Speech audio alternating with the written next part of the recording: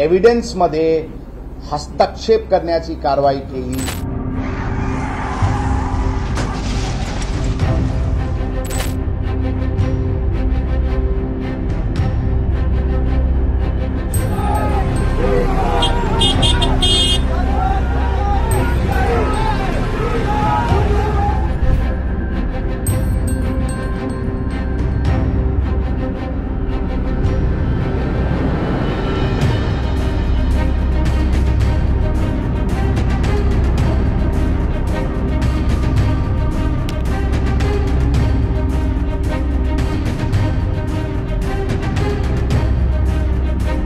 काही प्रकरणात फिर्यादीकडून किंवा आय विटनेसला काही दुर्व्यवहार झाली अशा प्रकारची पण तक्रार प्रसार माध्यमाचे मार्फतीने काही प्रकरण समोर आला होता।